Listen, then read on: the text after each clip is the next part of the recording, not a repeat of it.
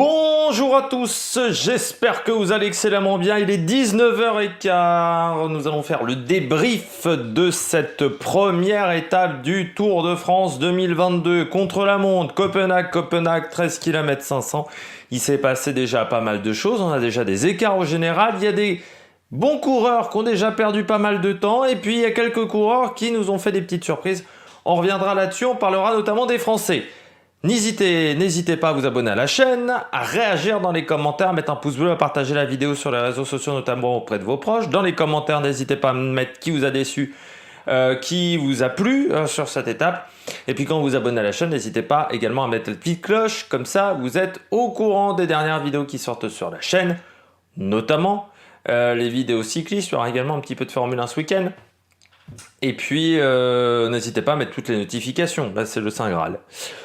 Première étape, assez surprenante cette première étape, avec des conditions qui ont piégé les différentes équipes et un vainqueur un peu surprenant du côté de Yves Lampaert. Il y a eu quand même la pluie qui a surpris et qui a eu des conséquences avec certains coureurs pensaient... En fait, il fallait pas forcément partir tôt. Il y avait une fourchette, la fourchette de Yves Lampaert était en fait là où les conditions étaient les meilleures, je dirais entre 17h40 et 18h20, 18h25, parce qu'après le vent a reforci en fin de chrono, donc c'était de nouveau compliqué. On a vu notamment avec Fuglsang qui a perdu pas mal de temps. Mais je dirais qu'il y avait... Voilà, les conditions n'étaient pas stables, donc c'est toujours un petit peu la loterie dans ce genre de situation. Mais c'est vrai que certains coureurs sont partis sous la gadio, comme on dirait dans le Berry. Sous beaucoup d'eau, et ça a été vraiment très difficile pour eux. Note de l'étape 15 sur 20. 15 sur 20, pourquoi? J'ai pris beaucoup de plaisir à regarder cette étape, déjà parce que on a eu des surprises avec Bissegger par exemple qui se rate complètement. On a Bob Jungels par exemple parmi les bonnes surprises, on y reviendra plus tard. On a les leaders qui sont quand même, les Slovènes sont au rendez-vous, ça c'est clair et net. Et puis Yves Lampaert, vainqueur un petit peu surprise. Mais c'est surtout pourquoi j'ai pris beaucoup de plaisir, parce que le parcours déjà était technique. Et c'est vrai qu'on a eu un vrai parcours technique. On n'était pas sur un parcours dangereux, mais vraiment un parcours technique. Et sous la pluie, forcément, ça a renforcé la difficulté. Et puis, surtout, moi j'ai aimé que les équipes se fassent avoir. C'est-à-dire que la météo, bah oui, ce n'est pas une science exacte. À 16h, 24 heures avant, on nous disait de la pluie dans la soirée, mais c'était très flou encore au niveau de l'heure de départ de la pluie, et donc toujours se méfier de la pluie. Et je pense que certaines équipes ont eu la mauvaise idée de mettre tous leurs œufs dans le même panier. Alors, par exemple, chez Jumbo, on aurait pu mettre Roglic au début et Vingegaard à la fin.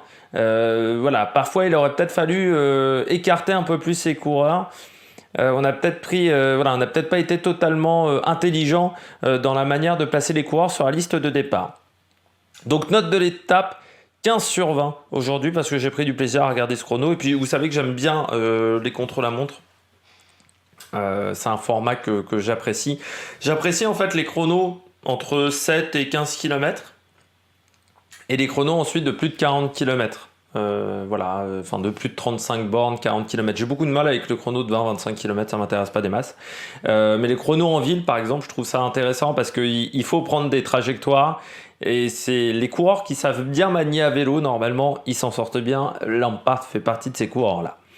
On va parler de la Bahreïn aussi, la Bahreïn Victorious, qui est dans l'œil du cyclone, la Bahreïn Victorious. Pourquoi? C'est les suites de l'affaire dite de la perquisition de Pau l'année dernière. On rappelle un petit peu ce qui s'était passé du côté de la Bahreïn Victorious. Il y avait une perquisition à Pau le 14 juillet. La Bahreïn était dans le même hôtel que la Movistar. On avait mobilisé plus de 150 policiers un 14 juillet, jour de grande délinquance, juste pour perquisitionner la Bahreïn Victorious. À l'époque, si vous regardez la vidéo du lendemain, j'avais dit, normalement, c'est qu'on a des doutes. Voilà, on a des doutes sérieux sur la Bahreïn. Malgré tout, un peu comme dans l'affaire Quintana, où on n'a pas eu de rebondissement depuis l'interrogatoire de Dayer Quintana et de Nairo Quintana, bah là c'était un peu pareil sur l'affaire Bahreïn, c'est-à-dire depuis un an on n'avait pas eu grand-chose. Donc j'avais parlé sur une autre étape je pense pas que c'était au moment de Colbrelli, quand un autre Bahreïn avait eu des bons résultats, j'avais dit oui, bah c'est sûr que ça devait être au moment de Bilbao, peut-être, je ne sais plus, j'avais dit oui, bah c'est facile de critiquer, mais pour l'instant l'enquête, il n'y a rien.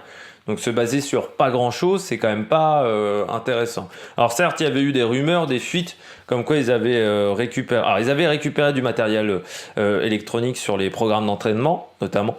Mais il y avait une rumeur comme quoi ils avaient récupéré des médicaments, des décontractants musculaires destinés à la sclérose en plaques, mais on n'avait pas vraiment eu de confirmation du parquet sur ces rumeurs.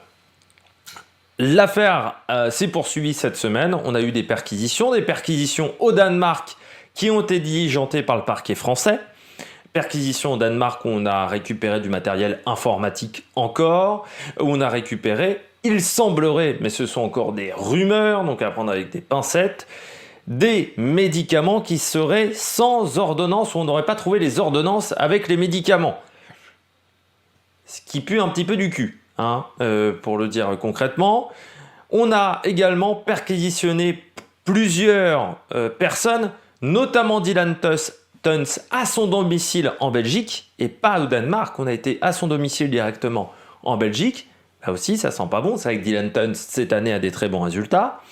On a perquisitionné également l'ostéopathe de l'équipe et le manager général.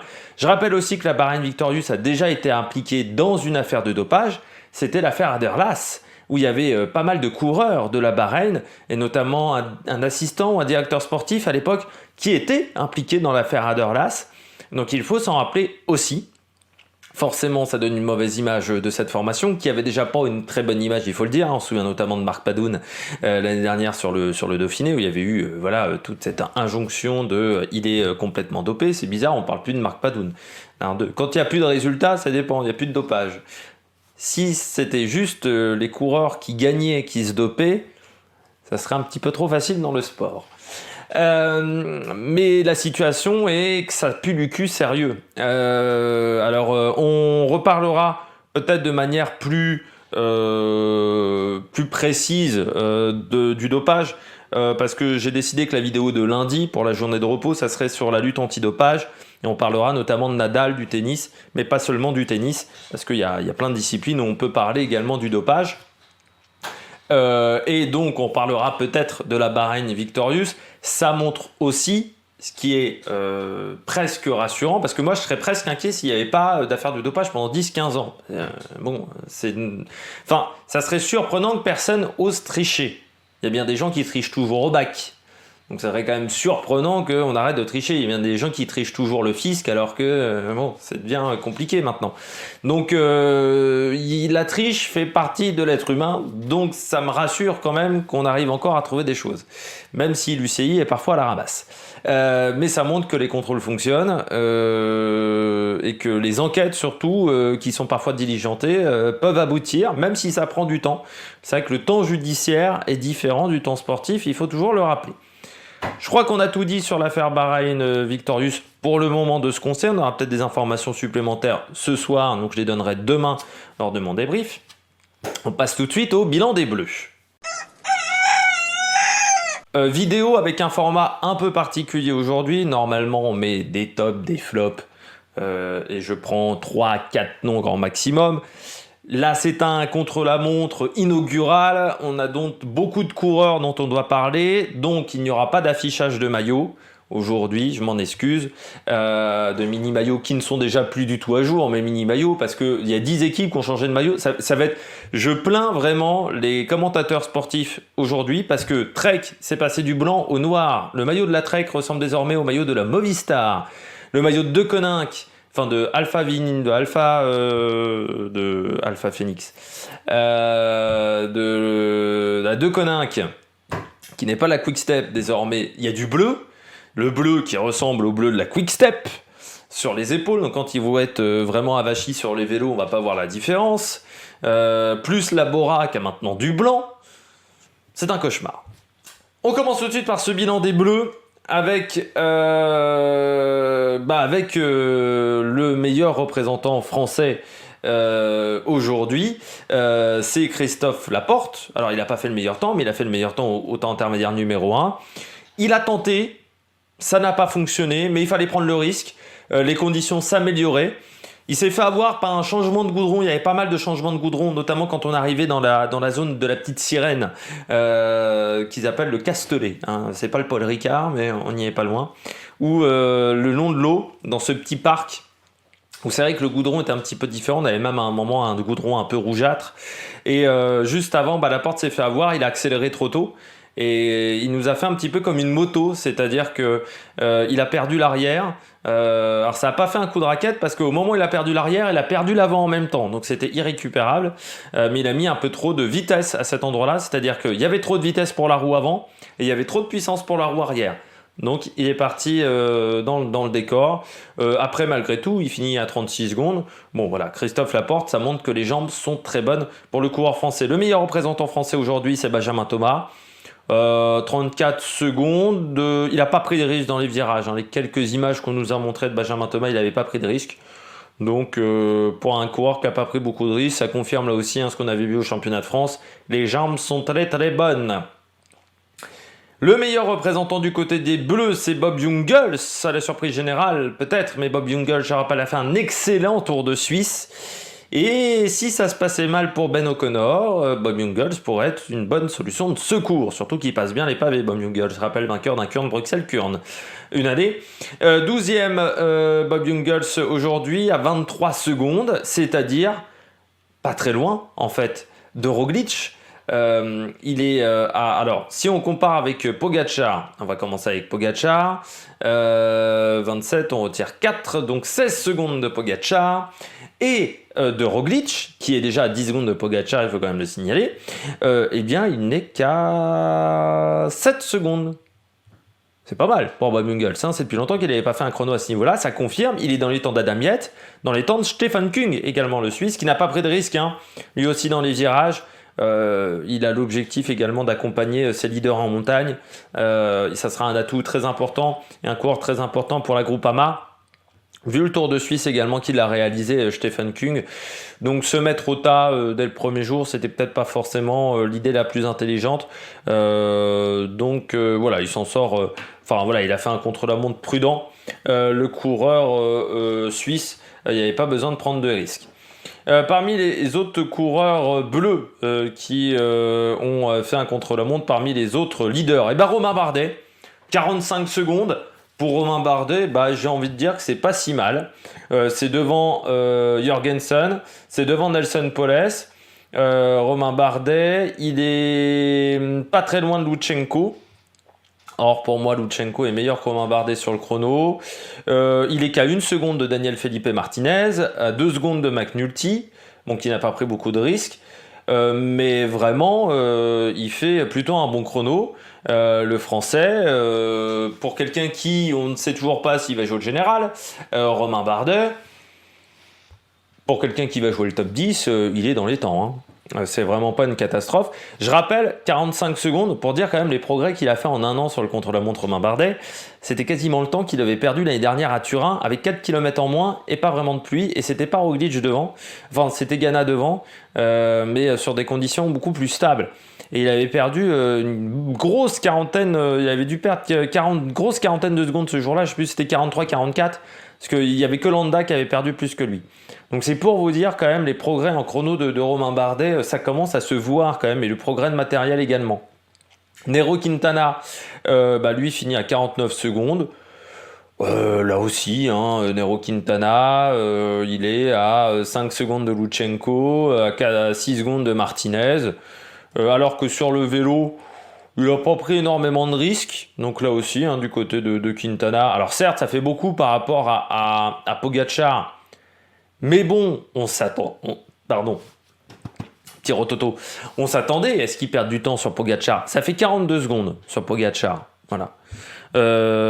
Donc ça fait seulement 33 secondes par rapport à Roglic sur 13 km. On rappelle, on était quand même sur un chrono avec une petite distance.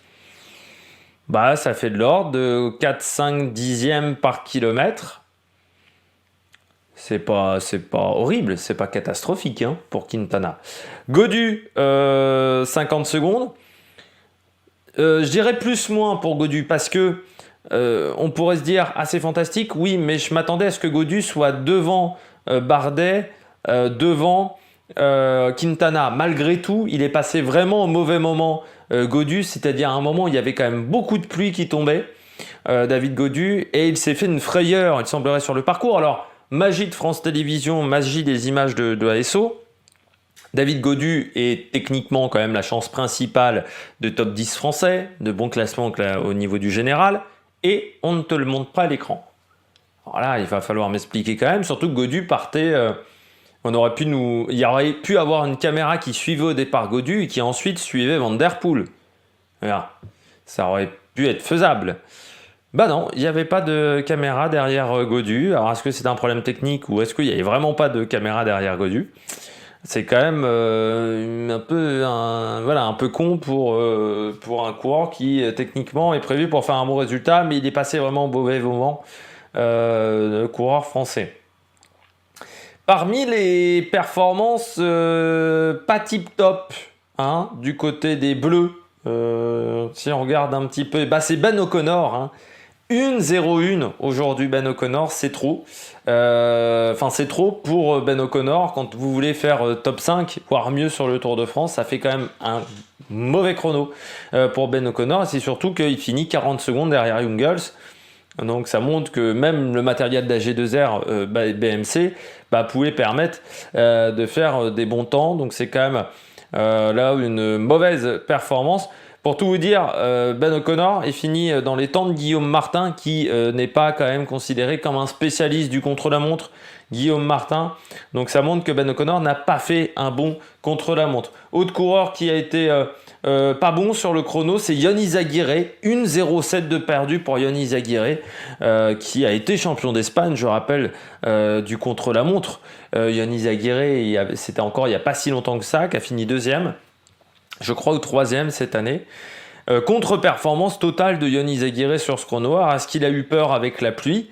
Mais c'est un coureur qui aurait dû finir à une trentaine de secondes du vainqueur du jour. Là, c'est pas normal d'être à 1,07. Mais je rappelle que sur le dernier Tour de Suisse, il avait été très inconstant au niveau de son niveau. Donc j'ai peur quand même pour Ion Izagirre sur ce Tour de France. Franck Bonamour, 1,09. Bon, je m'attendais pas à des merveilles, surtout que le matériel KTM n'a pas l'air d'être fou. Barguil, 1,12, mais en même temps, il joue pas le général, il joue le maillot à poids, donc il perd du temps, c'est peut-être même pas plus mal. Il est dans les temps de Bissegger. Il pourra se dire ça. Et puis Pierre Latour en deuxième, 1,13 pour un spécialiste du contre-la-montre. On repassera encore. Je voudrais vanner la personne qui m'a dit Pierre Latour, il n'a pas été bon parce que c'était son jour de reprise, quand j'avais dit qu'il avait perdu 1,50 sur le contre-la-montre des championnats de France et que c'était quand même énorme. Je comprends bien que c'était son jour de reprise à Pierre Latour. Qu'il perde 50 secondes, une minute encore sur Armirail, j'aurais dit c'est compréhensible, il est sur une phase de reprise. Pas 1 minute 50 sur Bruno Armirail. Voilà, Bruno Armirail, et encore, il a perdu donc 1,30 sur Cavagna. Un Cavagna qui n'était pas au top de sa forme non plus. Donc il y a un moment, je veux bien qu'on me dise ça, mais Pierre Latour sur les chronos, c'est plus le Pierre Latour d'il y a 3 ans et 4 ans. Je suis désolé de le dire. Pierre Latour, il était très bon il y a 3 ans ou 4 ans. Je ne sais pas ce qui s'est passé depuis sur le contre-la-montre. Il a du matériel quand même de qualité, c'est du matériel Specialized. Il y a un moment, c'est pas normal d'être loin à ce point pour quelqu'un qui, encore une fois, a quand même plutôt des objectifs de classement général, même si ça me semble compliqué pour Pierre Latour. Et c'est un peu pour ça qu'on l'a recruté quand même chez Total Energy. Donc c'est quand même... L'année dernière, il était pas mal sur le chrono, mais là, cette année, c'est quand même... Enfin, il était pas mal, c'était correct. Là, c'est pas bon. C'est pas bon. Je suis désolé pour Pierre Latour. Et puis après, Thibaut Pinot qui perd 1,21, il n'a pas pris de risque, comme Geoffrey Bouchard, notamment du côté des Bleus. Donc on passe tout de suite aux coureurs au top. Attaque de Marlou. Du côté des coureurs au top, je commence tout de suite avec le vainqueur du jour, Yves Lampaert. Pour la Quick Step, il est passé au bon moment. Ça, c'est déjà... un peu de chance, on va dire. Il passe au bon moment, à un moment où il y avait moins de pluie, il y avait quasiment plus de pluie qui tombait, et il y avait plus de vent surtout. Donc même si la route était encore humide, j'ai l'impression que ça séchait en plus pas mal vite quand même pour Yves Lampaert, il y avait quand même une bonne visibilité. Peut-être aussi qu'il est parti avec une bonne pression de pneus, parce qu'il y a des coureurs comme Bissegger qui sont partis trop gonflés. Et peut-être qu'on a adapté la pression au fur et à mesure chez Quick-Step et dans certaines équipes. Mais il est passé un peu plus tard que les autres. Et ça a été plutôt la bonne opération. Et puis Yves Lampaert, vainqueur du Tour de Belgique. Alors certes, j'ai adoré Marion Rousse dire c'est quelqu'un de très gentil, Yves Lampaert, de très charmant. Bon, on montrera quand même ce qui s'est passé sur le Tour de Belgique. On repassera sur le charmant. C'est comme... pour tout vous dire, ça m'a fait penser à Verstappen qui a comme beau-père Nelson Piquet, qui a traité Lewis Hamilton de... Je ne dirai pas le mot, parce que sinon on va avoir des soucis avec YouTube, même si je cite la personne, parce que YouTube fait pas la différence. Et en même temps, c'est à peu près normal, parce que ce mot-là ne devrait pas être cité. Et du côté de Verstappen, qui a dit « Ah oui, mon beau-père est quelqu'un de très sympathique. » Non, il y a un moment, faut arrêter. Voilà, Yves Lampaert, la manière dont du coup de coude, bon, c'était pas sympatoche, voilà. Faut arrêter de dire que tout le monde est sympathique. Il y a un moment. Non, il y a des gens, les gens qui sont sympathiques sont vraiment sympathiques, mais tout le temps. Voilà. C'est pas le cas d'Yves Lampaert. Malgré tout, belle victoire aujourd'hui, avec 5 secondes d'avance sur Van Aert. Belle performance des Flamands, mais c'était un temps à sortir un Flamand quand même aujourd'hui du côté de cette course. Donc Yves Lampaert, voilà, il passe au bon moment, mais en même temps il avait les bonnes cannes, vu ce qu'il a fait, deuxième des championnats de Belgique et derrière Remco Evenepoel, mais il avait mis une marge sur le troisième, je crois qu'il y avait une bonne quinzaine de secondes sur le troisième, alors certes il n'y avait pas Van Aert, mais c'est peut-être aussi ce qui a manqué à Van Aert, ces championnats de Belgique, parce que ça lui aurait permis de remettre la machine en route après une phase d'entraînement, je rappelle qu'ils ont été à Tignes, juste après le critérium du Dauphiné, ça aurait peut-être permis de remettre la machine en route avant le Tour de France. C'est ce qui a peut-être manqué également à Wout van Aert. Pogacar troisième, très prudent dans les virages. Il y a eu peu d'images de Pogacar à l'écran, mais très rapide dans les lignes droites. Ghana quatrième. J'étais pas hyper à l'aise dans les virages. Pourtant, normalement, il aime les chronos en ville. Ghana. Peut-être également que le gabarit n'a pas aidé. Van der Poel. Je pense qu'il faudrait, s'il veut progresser dans le contre-la-montre, Van der Poel, il faut qu'il améliore sa position. Parce que la position, il pourrait être un peu plus compact, je pense, sur le vélo.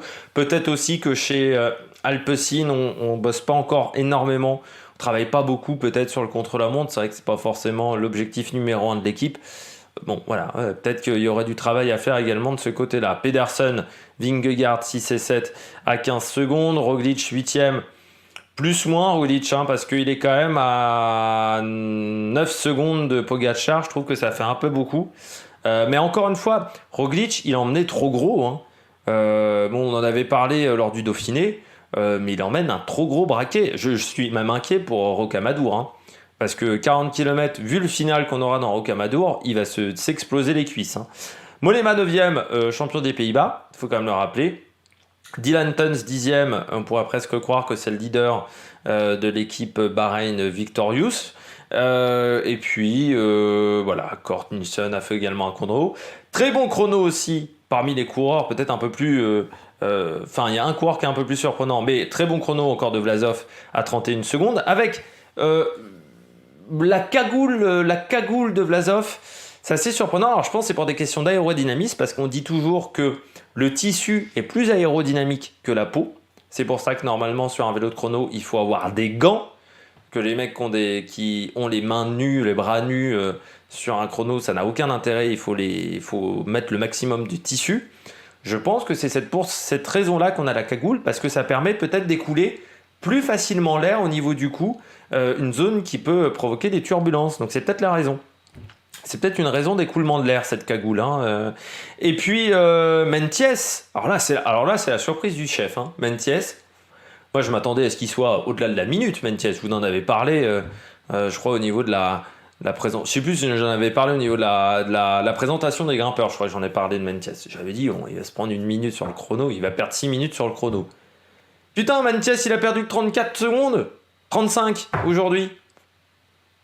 Et ça veut dire qu'il a perdu 28 secondes sur Pogacar seulement. 20 secondes sur Roglic. Alors là, certains ont dit Lampard, c'est un peu la surprise du chef. C'est ça la surprise du chef. Mentiès qui fait un bon contre-la-montre. Là, c'est quand même la surprise du chef. Il est qu'à 10 secondes de Geraint Thomas. Nom de Dieu. Kamna aussi qui a fait un bon chrono. Il est dans les temps de Geraint Thomas, mais il est champion d'Allemagne désormais. Donc voilà, c'est plutôt la belle performance de ces coureurs-là. Lutsenko également, 45 secondes, c'est pas un spécialiste du chrono, c'est plutôt pas mal ce qu'a fait Lutsenko aujourd'hui. Bon, on passe tout de suite au bonnet d'âne. Du côté des bonnets d'âne aujourd'hui, je vais commencer par un tout petit bonnet d'âne, c'est Mattia Cattaneo, 20 secondes. 30 secondes aujourd'hui de perdu, moi j'aurais aimé qu'il en perde 10 de moins aujourd'hui. Cattaneo, je pense qu'il était capable de faire un meilleur contre-la-montre. Après, Cattaneo, c'est aussi un gabarit quand même plutôt grand, donc peut-être qui est plutôt haut sur son vélo, donc c'est vrai que c'était pas l'idéal pour prendre les courbes aujourd'hui. Coureur qui... McNulty par exemple, 43 secondes pour un coureur qui peut jouer le maillot blanc. C'est pas vraiment la bonne opération du jour pour McNulty. Alors certes, on va me dire il a un rôle d'équipier également chez UAE pour Pogacar. Oui, mais il peut penser également à son intérêt personnel. McNulty, on se souvient à Gien, il avait perdu 10 secondes sur Bisseguer. Moins de 10 secondes, donc il est capable de faire des très bons contre-la-montre en ville. Donc là, je pense qu'il a été un peu trop prudent. Daniel Felipe Martinez, moi je m'attendais pas à ce qu'il perde 44 secondes aujourd'hui. Je m'attendais à ce qu'il soit plus dans les temps d'un Geraint Thomas. Donc là, c'est aussi une déception pour Daniel Felipe Martinez. Peut-être qu'il n'a pas pris assez de risques. Après, Daniel Felipe Martinez, il n'est pas passé au bon moment. Geraint Thomas aussi en passant. Donc c'est rassurant pour Geraint Thomas parce qu'il a perdu 25 secondes alors qu'il est parti vraiment sous la pluie. Martinez, c'était pas top. Également, je trouve au niveau de son contre-la-montre, il aurait pu faire mieux. Bien entendu, du côté des flops Bisseguer. Là, on a complètement raté la préparation du vélo du côté de Bisseguer. Il était surgonflé. C'est l'un des rares qu'on a vu quand même pendant très longtemps à l'image. Dès qu'il accélérait un petit peu, la roue arrière chassait. Donc ça, c'est signe que les réglages sur le vélo n'étaient pas bons. Je pense que chez EF, on n'avait pas prévu la pluie et on s'est fait un petit peu avoir dans l'affaire. Mais ça fait déjà quand même un petit écart important même, et c'est une déception parce que Bisseguer il voulait être le premier Suisse à être maillot jaune depuis Cancellara, bien entendu il y avait cet objectif là. Fuglsang 55 secondes avec Caruso. Fuglsang il est passé à un mauvais moment, il est parti dans les derniers, il y avait un peu de vent sur la fin de son contre-la-montre, le vent s'est levé, donc je pense que ça a un peu gêné Fuglsang, et puis Fuglsang il a plus les jambes de ses 20 ans non plus, donc il a 36 ans. C'est quand même un choix risqué de la part d'Israël Première Tech de le mettre en leader de cette équipe parce que on ne sait pas trop sa capacité de récupération en troisième semaine. Déjà qu'il n'était pas très bon en récupération quand il avait 30 ans, alors à 36 ans, je suis encore plus inquiet que c'est un coureur qui ne voulait plus jouer le général sur un grand tour. Il l'avait dit quand même assez nettement l'année dernière ou il y a 2 ans, je ne sais plus. Donc je ne suis pas vraiment rassuré par Fuglsang. Caruso, ça confirme un peu. 55 secondes, ça fait beaucoup pour Caruso. Alors lui, il est parti au moment où il y avait un peu de pluie. Mais bon, je m'attendais à mieux. 55 secondes, c'est beaucoup. Caruso, il est capable de faire mieux sur les contre-la-montre. Il l'a montré également plusieurs fois. Donc ça confirme ce que j'avais dit du côté de la présentation des grimpeurs. C'est-à-dire, j'avais dit, il y a eu du bon et du moins bon. Tour de Sicile, c'était très intéressant. Depuis, c'est un peu compliqué. Henrik Mas, 56 secondes, 68e, donc là aussi pas top. Neknesund, pour un ancien spécialiste du contre-la-montre chez les espoirs, on se demande vraiment où est passé son talent parce qu'il perd 59 secondes. C'est déjà un petit peu ce qu'on avait entrevu sur le Tour de Suisse, nulle part, et qu'on a entrevu depuis début de saison parce que c'est pas top. Et puis je crois qu'on a fait le tour du côté des coureurs qui peuvent jouer le général. Uran. Tiens, Uran. Lui, il a pris cher. 1,14. Comme quoi, Uran, je vous disais, on se demande avec Guerrero lequel des deux sera le leader de l'équipe. J'ai pas vu Guerrero, tiens. S'il est un peu plus haut. Mais c'est beaucoup trop pour Uran. Ça peut pas le faire. Et ça montre aussi que la condition physique n'est pas bonne, quoi. Il y a un moment, le contre-la-montre, on dit toujours, c'est l'épreuve de vérité. Alors certes, il y a la position et plein de paramètres. Bah, Guerrero a fini encore plus loin. Bah, tu vois, dans les mauvaises perches, j'avais pas vu le chrono de Guerrero. 1,38 Guerrero, qui aurait pu être la solution de rechange. Bon, bah ça sera Poles pour le général du côté de EF. Mais Uran, bon, bah oui, on est plus proche de la fin de carrière que du début. Très clairement du côté du coureur colombien, parce qu'avant, il était très bon sur le contre-la-montre. Bon, c'est plus le cas aujourd'hui, donc c'est un peu inquiétant pour la montagne, pour le coureur colombien. Je rappelle qu'il n'y a aucun coureur qui est hors délai aujourd'hui. Ça, c'est important de le signaler. Les délais qui étaient de 3 minutes 49 sur 13 km, il aurait fallu quand même vraiment se rater complètement. Il fallait faire 19,06 aujourd'hui parce que c'était 25% du meilleur temps. J'espère que vous avez aimé cette vidéo. Demain, coup de bordure attendu, présentation de l'étape à 7h30. Et vous verrez que le vent va avoir un rôle très important. N'hésitez pas à vous abonner à la chaîne, à réagir dans les commentaires, à mettre un pouce bleu, à partager la vidéo sur les réseaux sociaux. Et puis demain, format un peu plus classique, normalement, du côté de cette présentation, de ces débriefs du Tour de France. Allez, ciao ciao sur l'Amérique Production.